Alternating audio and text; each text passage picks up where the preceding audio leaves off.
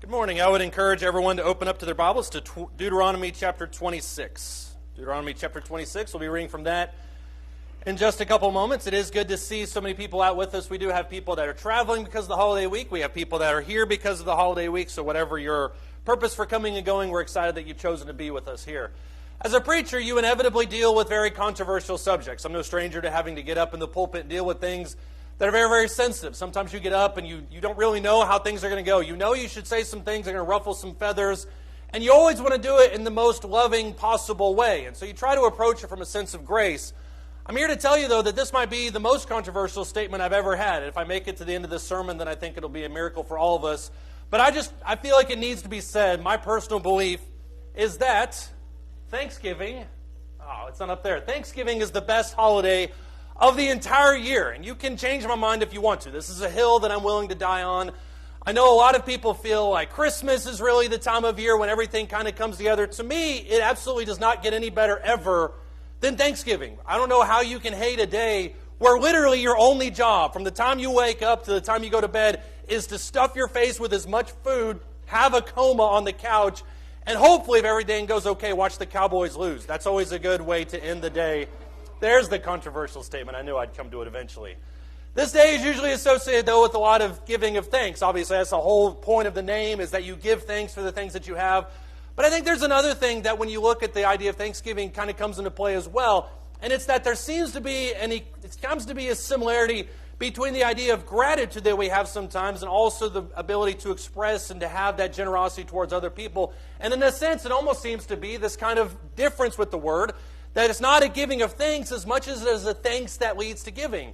There have been studies that have proven that the holiday season, especially these last 2 months or so of the year, there is a significant uptick in terms of volunteerism, donations. The cynic in me would say, well, the donations are because people are trying to get it in before the end of the tax season, so we want to make sure we get those donations, get those tax-deductible things.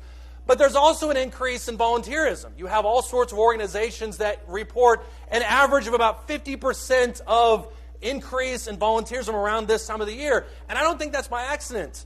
I think that there seems to be some kind of a relationship between understanding how much you've been blessed and wanting by nature to kind of extend those blessings to other people. And you see that a little bit in Deuteronomy chapter 26, starting in verse 1. This is not the only verse that deals with the idea of giving your first fruits to other people, but it does seem to me to have a more emotional component to it.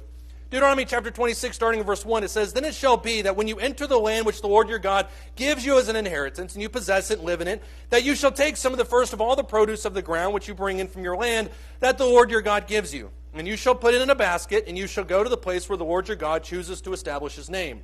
You shall go to the priest who is in office at that time and say to him, I declare this day to the Lord my God that I have entered the land which the Lord swore to our fathers to give us. Then the priest shall take the basket from your hand, shall set it down before the altar of the Lord your God. And you shall answer and say before the Lord your God, My father was a wandering Aramean. He went down to Egypt, he sojourned there few in number.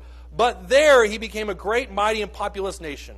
The Egyptians treated us harshly and afflicted us and imposed hard labor on us. Then we cried to the Lord, the God of our fathers, and the Lord heard our voice and saw our affliction and our toil and our oppression. And the Lord brought us up out of Egypt with a mighty hand and outstretched arm, and with great terror and with signs and wonders. And he has brought us to this place. He has given us this land, a land flowing with milk and honey. Now, behold, verse 10, I have brought the first of the produce of the ground which you, O Lord, have given me. You shall then set it down before the Lord your God, and worship before the Lord your God, and you and the Levite, the alien, who is among you, shall rejoice in all the good which the Lord your God has given you and your household." When you look at Deuteronomy chapter 26 and you see this idea of giving of thanks, first fruits, this was something that when you look at the rest of the Old Testament, God constantly hammers these people for their lack of doing so. He says, you offer me these things that are blind, you offer me these things that are spotted, these things that are less than ideal. And the problem with that is not that God is a picky eater. That's not the point of that.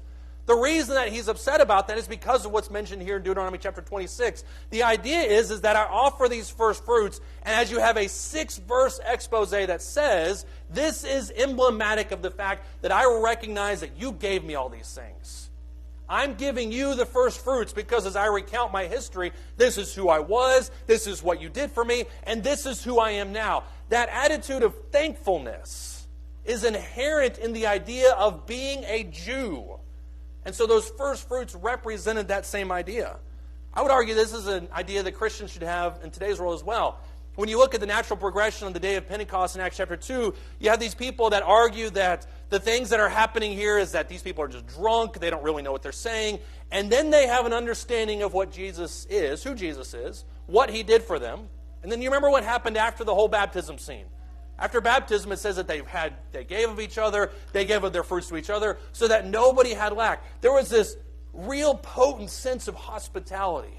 And I would argue that emerges from a sense of understanding what grace has been given to you. Look in 1 Corinthians 14, for instance.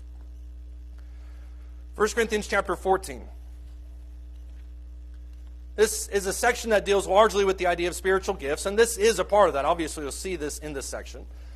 But in 1 Corinthians chapter 14, this kind of has this subtext of how worship should be done in general. That's a lot of what Paul talks about in this section too. In 1 Corinthians chapter 14, starting in verse 13, he says, "Therefore let one who speaks in a tongue pray that he may interpret. For if I pray in a tongue, my spirit prays, but my mind is unfruitful." Notice that connection that they're trying to make between spiritual gifts and worship. Verse 15, what is the outcome then of this unfruitful, incomprehensible type of worship? He says, "I will pray with the spirit, I will pray with the mind also. I will sing with the spirit, I will sing with the mind also." Verse 16, "Otherwise, if you bless in the spirit only, how will the one who fills the place of the ungifted say the amen at your giving of thanks, since he doesn't know what you're saying? For you are giving thanks well enough, but the other person isn't edified. I thank God that I speak in tongues more than you all. However, in the church I desire to speak 5 words with my mind, so that I may instruct others also, rather than 10,000 words in a tongue." You could spiral off on this into some great discussion about spiritual gifts and the role of tongues and Pentecostalism and what seems to be this kind of omnipresent idea of Holy Spirit-filled worship. It's not the point that I want to make here, though. Because the point that Paul is making simply here in this passage is that if you have this incomprehensible worship, where tongues are there and there's no interpretation, and people are just kind of spouting out stuff, nobody really knows what they're worshiping for. And he isolates specifically there in verse 16 the idea of giving of thanks. That part of the reason we come together every first day of the week is obviously, as my dad pointed out, to give or to take the Lord's Supper, to give of our means to worship. But a component of all of that comes from an attitude of thankfulness. When we take the Lord's Supper, we're thankful to God for what he has done for us. When we give of our means, it's out of our heart, it's cheerfully, it's generously, because of what we realize we've been done. We sing songs because we're gracious and thankful about our salvation. In a sense, what we do on Thanksgiving as a nation once a year should be done in a very spiritual context every first day of the week, as we gather here together to give thanks towards God. So let me ask you this question as we begin this lesson. What is gratitude? And I would argue that at the very first thing of what gratitude really is an understanding that what you have is enough. Key word on enough. That's going to be kind of the point of this. But at least for this, what I want to point out to you here with this point is the idea of an understanding. In other words, I don't think that any of this comes natural. I think that there is part of our brain that wants to gather as much as possible because, like the Israelites, we're worried that our manna is going to spoil tomorrow. And so what we want to do is we want to get more. We want to get more money. We want to get more food. We want to get as many burritos as possible. We want to hoard toilet paper because we don't know when all that stuff is going to run out. But this talks about an understanding that what you have is enough. This is a deliberate attitude. In Luke the 12th chapter, for instance, many of you are already there. Luke chapter 12, starting in verse 30.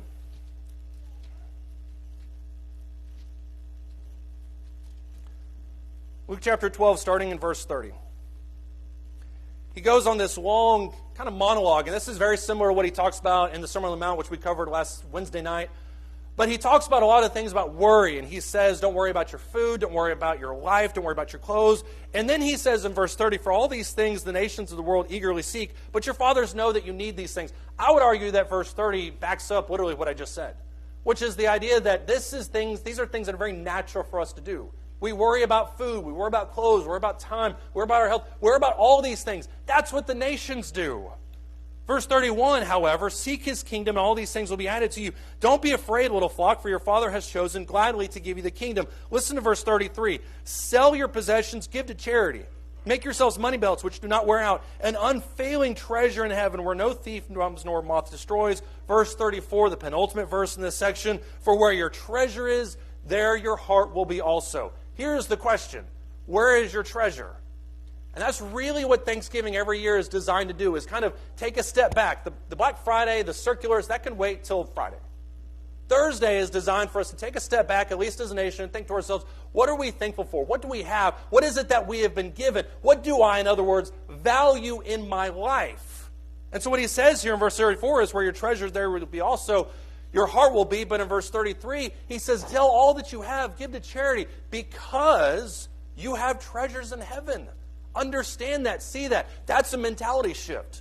That's a mentality shift that Paul went through in Philippians chapter 4 when he says, this is one of my favorite statements that Paul ever makes, he says, for I have learned in whatever situation I am to be content. It's not natural to be content with such things as we have. It's something we have to work on. Ecclesiastes chapter 6, Solomon says much the same type of thing. Look at what Solomon says here in this chapter. As he circles around and tries to find the meaning of life and all these things and activities and experiences, he uncovers what I would argue is the general nature of humanity. In Ecclesiastes chapter 6, starting in verse 1, he says, there is an evil which I have seen. In other words, these are things that I've observed. There's an evil which I have seen under the sun, and it is prevalent among men. A man to whom God has given riches and wealth and honor, so that his soul lacks nothing of all that he desires. And here's the paradox. But God has not empowered him to eat from them, for a foreigner enjoys them. Now, there's a couple different ways you can interpret that. First is that God has given him everything that he could ever want in his life, and yet at the end of his life, he has to leave it to somebody else. You could also say that somebody stole it. But whatever the situation is, he does not have the capability in this moment to enjoy what his eyes desire. Look in verse 3.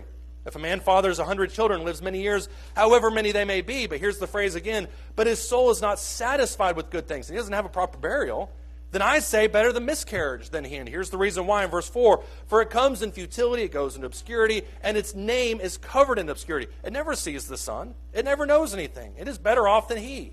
Even if the other man lives 1,000 years twice and does not enjoy good things, do not all go to one place. What Solomon noticed in his dealings with the world, and he had the capability and the wisdom to do all these things, what he noticed was that there are people who are abundantly blessed, far, far, far beyond the average person.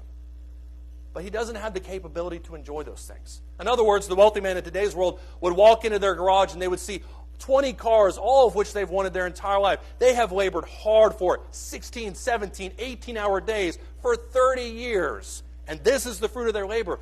And they take a look at it, and this is the vanity and evil, and they say, it just doesn't do it for me. This doesn't make me happy. This doesn't make me satisfied. And there are more people in this world that are like that than we would care to admit. The evil that he talks about there in verse 3 and also in verse 2 is that you don't have the capability to enjoy those. And whether he equates that to being a failure of these people or a failure of mankind, it's kind of up for debate. But look at how he continues this.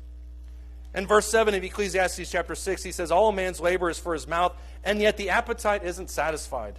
For what advantage does the wise man have after the fool? What advantage does the poor man have knowing how to walk before the living? Here's the lesson in verse 9.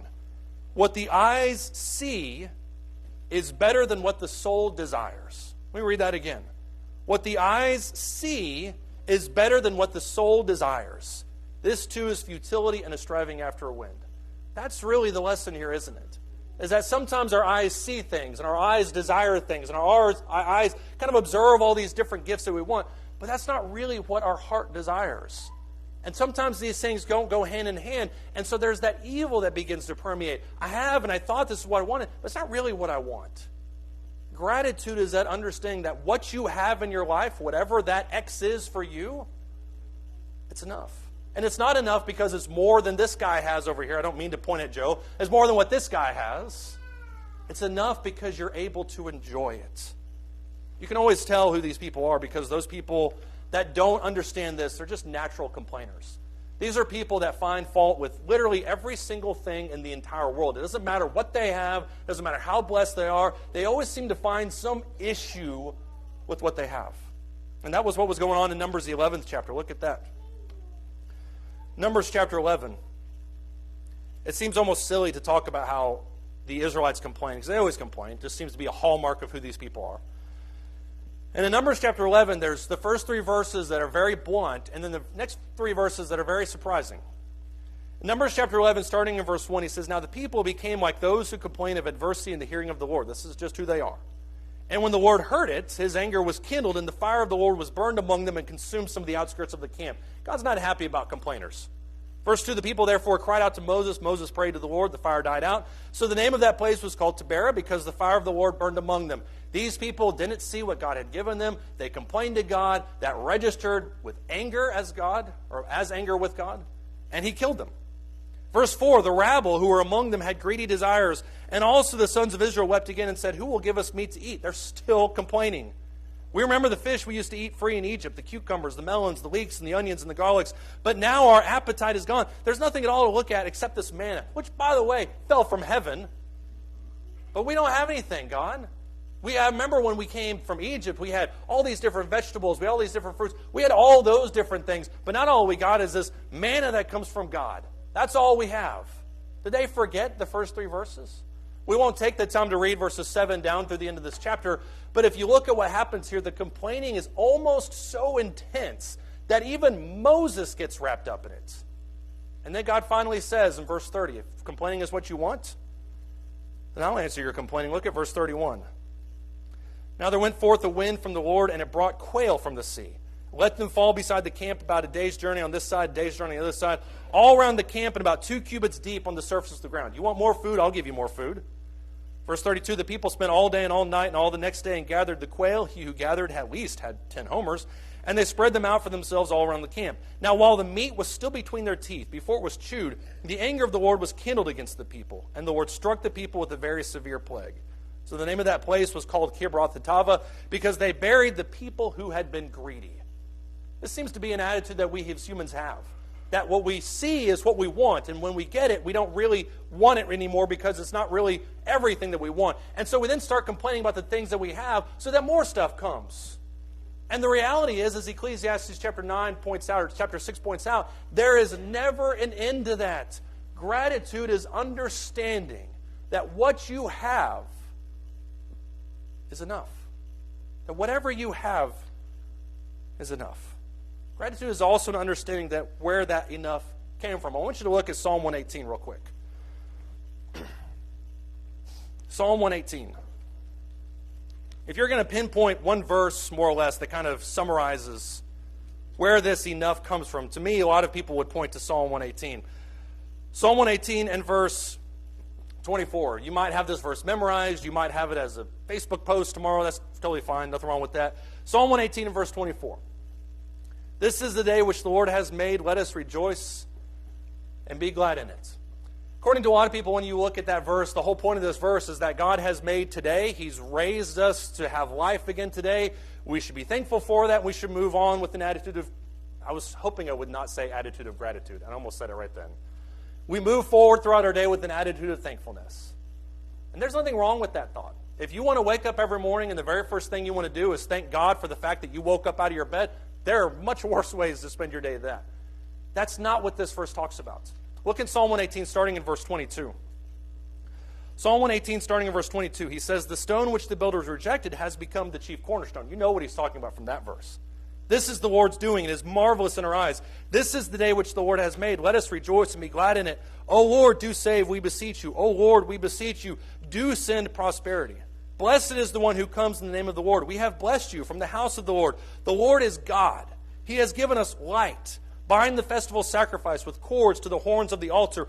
You are my God. I give thanks to you. You are my God. I extol you. Give thanks to the Lord, for he is good, for his loving kindness is everlasting." The point of Psalm 118 in verse 24 is not to give thanks to God because he gave us breath today. That is a great thought that's not expressed in verse 24, at least not my opinion.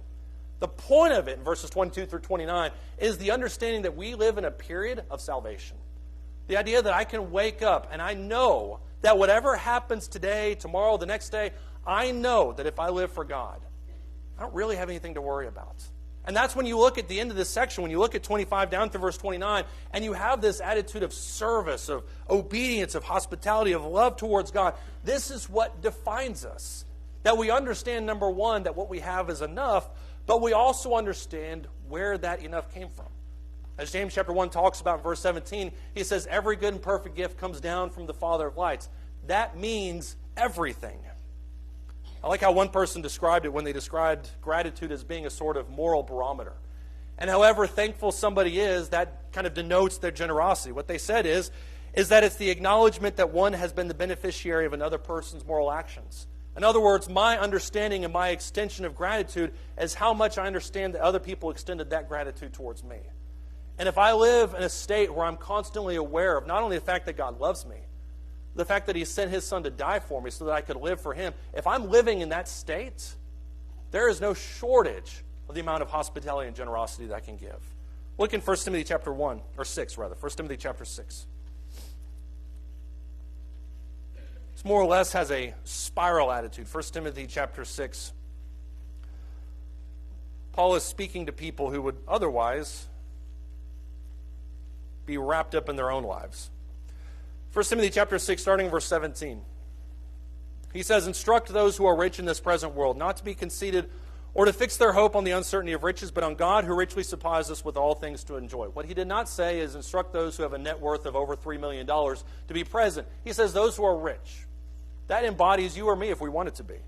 But he says he encourages them not to fix their hope on the uncertainty of riches, but on God, who richly supplies us with all good things to enjoy. Verse 18, instruct them to be good, to be rich in good works, to be generous and ready to share, storing up for themselves the treasure of a good foundation for the future, so that they may take hold of that which is life indeed. There is nothing worse than a stingy Christian. Somebody who has been blessed beyond measure. Somebody who has been blessed both materially, somebody who's been blessed with great relationships, somebody who's given all the opportunities, somebody who has health, and yet never once, as Proverbs speaks, on at least 14 different occasions, raises their eyes to the poor. One of the greatest condemnations that you see throughout the Old Testament in terms of hospitality is, cursed are those who neglect the widow. Cursed are those who reject the orphan, those who can't do anything to themselves. And the tendency, if you think that you're rich, if whatever that number means to you, the tendency is to think that all of it came from you. And what he tells them there in this passage is, regardless of where you think it came from, share it with other people. Don't hoard it for yourself. Extend that grace to other people because you know that you have been blessed in a lot of ways. Which brings us to our last point. That gratitude is a desire to share that enough with others. We just mentioned one of these, but look in Proverbs chapter 11. There's a very paradoxical statement in Proverbs chapter 11 that has caused a lot of people a lot of grief, a lot of consternation. Proverbs chapter 11, starting in verse 24. He says, "There is one who scatters and yet increases all the more." Proverbs chapter 11, verse 24. "There is one who scatters and yet increases all the more. There is one who withholds what is justly due, and yet it results only in want.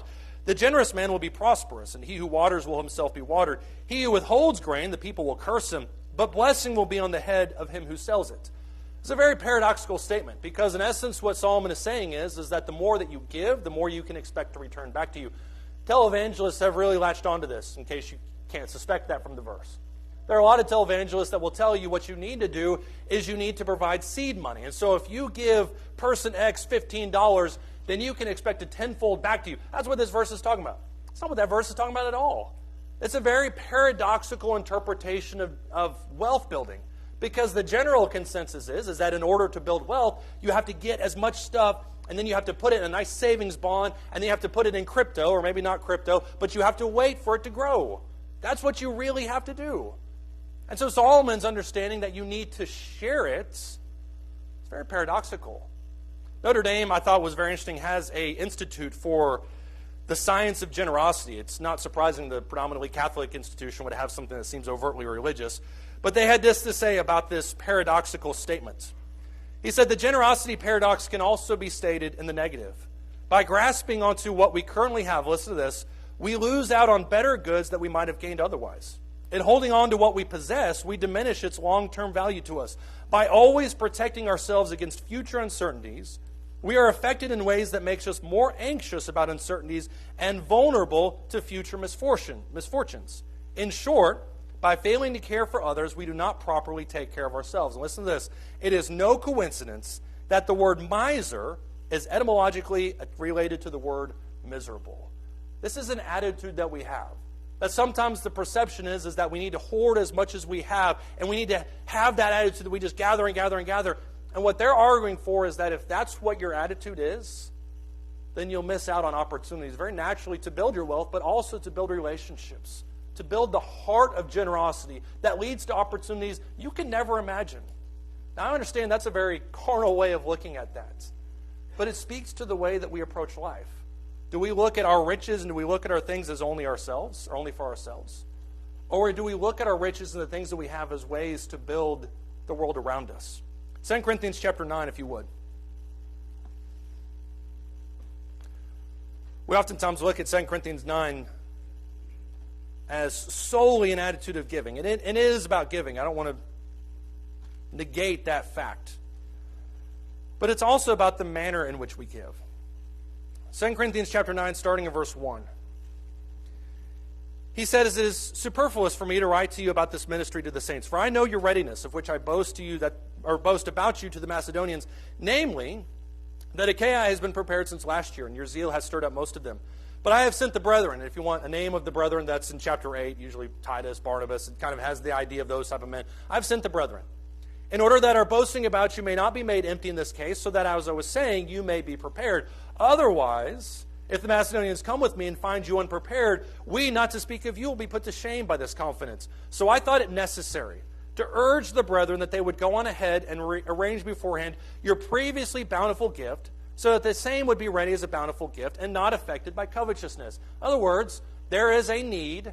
You have expressed a desire to have that need, and I'm going to send brethren ahead of myself so that they can take care and make sure that that need is given in the right way. Verse 6. "Now this I say, that he who sows sparingly, that's hard to say fast, he who sows sparingly will also reap sparingly, and he who sows bountifully will also reap bountifully. Each one must also do just as he has purposed in his heart, not grudgingly or under compulsion, for God loves a cheerful giver. And God is able to make all grace abound to you, so that always having all sufficiency in everything, you may have an abundance for every good need. As it is written, he scattered abroad, he gave to the poor, his righteousness endures forever. Now he who supplies seed to the sower and bread for food will supply and multiply your seed for sowing and increase the harvest of your righteousness. You will be enriched in everything for all liberality, which through us is producing thanksgiving to God. For the ministry of the service is not only fully supplying the needs of the saints, but is also overflowing through many thanksgivings to God. Because of the proof given by this ministry, they will glorify God for your obedience to your confession of the gospel of Christ, and for the liberality of your contribution to them and to all, while they also, by prayer on your behalf, yearn for you because of the surpassing grace of God in you." What Paul talks about and argues for in the first 5-6 verses is just the simple fact that there needs to be a collection for needy saints. That's basically it in a nutshell. But that collection for needy saints isn't 10%. It's not something that we prescribe every single week. And certainly, like everybody else, you have a set amount that you give every week. That's fine. But there also have been other occasions where the elders have gotten up and they said, "Look, guys, here is a very specific need. Maybe it's somebody in another country. Maybe it's somebody here. But this is something that needs to be addressed." And that attitude by which you approach stuff like that is really what he's addressing here. Because as he talks about here in verses 6 down to verse 14, as he talks about the exponential increase of that it's not relegated to $1 to $1, but the meaning behind that can also accomplish oftentimes more than we would care to admit. And that exponential growth of it, where somebody feels that benevolence, feels that gratitude, and then extends it to other people, is a huge part of that. I don't think it's any surprise that when you get to the end of chapter 9 and verse 15, he literally says, "Thanks be to God for his indescribable gift."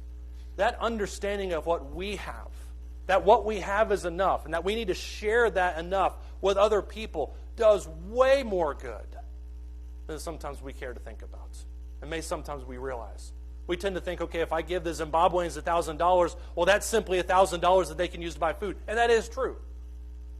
But there's more to it than that. They feel the love, they feel the benevolence, and that increases exponentially in their own lives to other people, and you can see how the chain increases and goes further and further. Here's the good news, and this was not attached to any one particular person, but if you don't feel like you're as generous as you should be, notice how I'm not looking at anybody when I say that.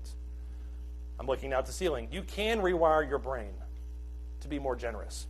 There's a fascinating study done at the University of Oregon in 2017, and Dr. Carnes took a group of people, a group of subjects, and she put them in two different groups, and there was a lot of different things that kind of clouded what the actual purpose of, but this was what the actual purpose was.